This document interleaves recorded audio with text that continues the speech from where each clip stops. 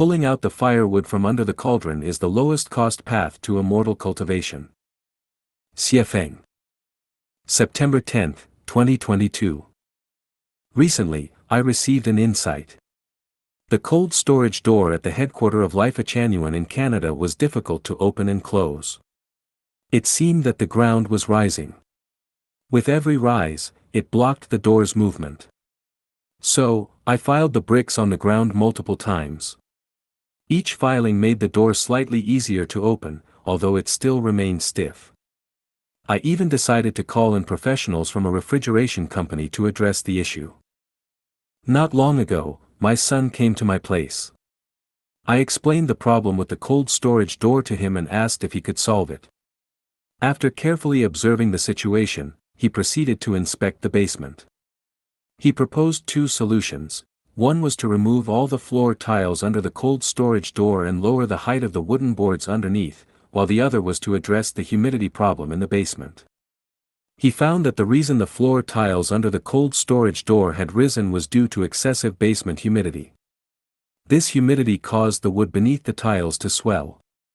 When I asked which solution could permanently solve the problem, he said it would be best to address the root cause by thoroughly resolving the high humidity in the basement, otherwise, the problem would persist in the long term. It's worth noting here that the Lifechanyuan headquarters in Canada is constructed entirely of wood. Now that the root of the problem was identified and removing the firewood from under the cauldron was the best solution to permanently resolve the issue, I decided to eliminate the high humidity in the basement. So, I sent my son to town to buy a dehumidifier. After the dehumidifier ran for 24 hours, the cold storage door became much easier to operate. 3 days later, the cold storage door was opening and closing smoothly.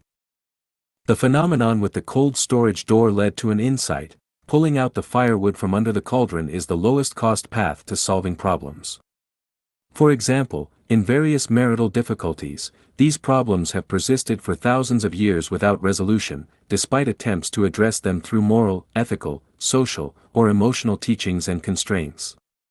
In such cases, the most cost-effective way to eliminate marital problems is simply not to get married.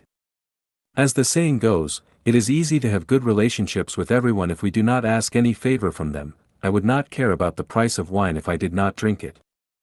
I don't drink, therefore, whether a bottle of Mao Tai sells for 300 or 30,000, I couldn't care less. Similarly, if someone feels that being a civil servant is restrictive and leads to poor relationships, the best way to address this annoyance is not to become a civil servant but to start a business.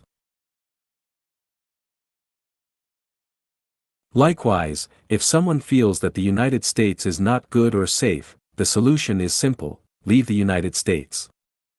If a company is plagued with numerous problems and the common people are struggling, the best way to address this issue is not to establish various regulations and legal provisions, nor is it to rely on moral teachings and various expert opinions to deceive people, and certainly not to increase punishment and fire more people. Instead, it is to directly replace the leader. History has proven that the leader is the core guarantee of the people's happiness and social stability. If this core is not functioning, replacing it will lead to a complete transformation, at the lowest cost. So, what is the lowest cost path to becoming celestial beings?